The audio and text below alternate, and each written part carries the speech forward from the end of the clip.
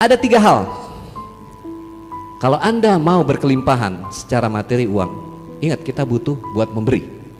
Kenapa? Kita harus mimpi besar supaya bisa dibagi-bagi. Kenapa kalau mimpinya kecil, buat diri sendiri aja kurang. Mau kan menjadi manfaat?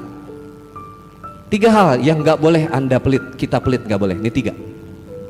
Semakin kita pelit, semakin melarat, semakin sengsara. Yang pertama, ya, nggak boleh dihemat uang yang buat kesehatan diri, apalagi pelit buat kesehatan diri. Semakin kita pelit sama kesehatan diri, semakin sengsara kehidupan kita dan keluarga.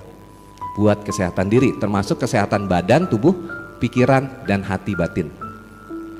Ya, belajar, terus belajar. Itu juga bagian dari kesehatan jiwa dan pikiran kita, mental dan spiritual. Jangan pernah pelit buat badan, buat apa istilahnya, makanan apa, buat kesehatan. Jangan pernah pelit. Yang kedua, jangan hemat apalagi pelit uang yang buat orang tua kita. Semakin kita hitungan, semakin kita hemat. Oh, gua aja kurang nih, bagaimana gua kasih nyokap gue, bokap gue. Semakin Anda pelit, semakin Anda hemat, akan semakin susah juga rezeki yang masuk uang. Ada berapa? Ada. Angkat tangan yang masih punya ibu di sini, di pemirsa di rumah. Makmurkan ibumu.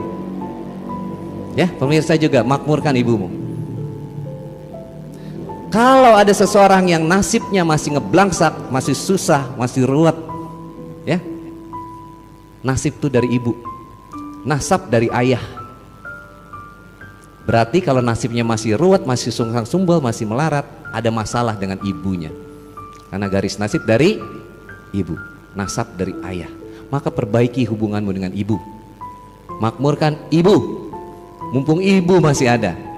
Saya udah nggak punya ibu. Satu-satunya yang saya miliki waktu beberapa bulan lalu adalah ibu mertua. Tapi beliau juga sudah berpulang. Mumpung masih ada, makmurkan. Gak usah nunggu besok. Jangan kasih Al-Fatihah kalau buat orang yang masih hidup. Al-Fatihah. Kasih hadiah.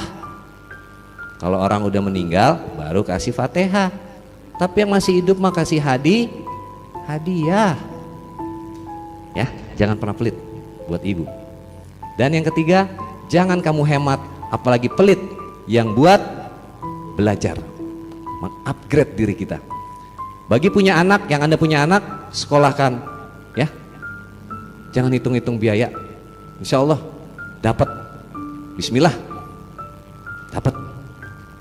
Dan buat diri kita yang udah nggak sekolah, tetap harus belajar. Ini yang namanya belajar. Ada seminar, ada workshop, ada juga training. Dan ketika belajar, itu investasi sebenarnya. Kita bukannya bayar, tapi investasi. Bang Wendy, kenapa ilmu harus bayar? Saya ilmu nggak pernah saya jual belikan ilmu saya. Saya belasan tahun, puluhan tahun ilmu saya ilmu barat dulu, baru balik ke ilmu timur kita di leluhur sini. Saya pelajari hipnosis, hipnoterapi, ya, neuroscience, mind power, kekuatan pikiran.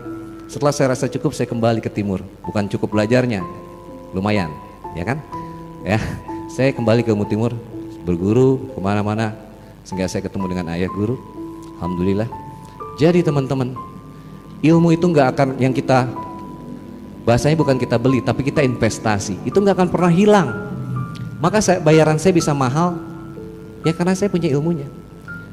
Tapi ilmu saya nggak pernah jual belikan. Kalau dibilang ilmu Bang Wendy mahal, enggak. Ya memang mahal, karena Anda mahal, Anda berharga. Setuju? Tapi bukan ilmu yang saya perjualbelikan. Ilmu itu adalah punya Allah, titipan Allah. Ilmu ini bekal saya di keabadian, yang saya tidak boleh kasih murah. Anda juga begitu. Kalau punya ilmu sesuatu, adalah ada 2 hal, ekspertis dan waktu. Ekspertis itu keahlian Anda. Anda bisa ahli di bidang ini, itu perjalanan puluhan tahun, betul? Dan itu nggak boleh dikasih gratis sama orang, murah aja jangan. Dan waktu yang diberikan, Anda punya ekspertis, kasih ilmu ke orang, waktu itu nggak pernah bisa di rewind. Artinya ketika Anda harus bersama orang yang dicintai, tapi Anda meluangkan waktu buat orang-orang itu harus dihargai dan itu mahal. Setuju? Jadi kalau Anda tak lihat ke saya, kenapa Bang Wendy selalu ada biayanya? Bukan buat saya, itu buat Anda menghargai dirimu sendiri. Kalau Anda mintanya gratisan terus, maka Anda juga akan dihargai murah kehidupannya. Dan ada hukum pertukaran energi. Sejak zaman Rasulullah pun kita diajarkan. Ketika ada di majelis seperti ini, pernah lihat ada keropak-keropak amal itu? Infak. Nah itu untuk pertukaran energi kita. Jadi jangan pelit sama diri. Ya, mau berkelimpahan, lakukan itu. Insya Allah itu akan membuka jalur-jalur kekayaan. Kita wajib kaya, kita wajib memberi. Biar bisa memberi kepada makin banyak orang.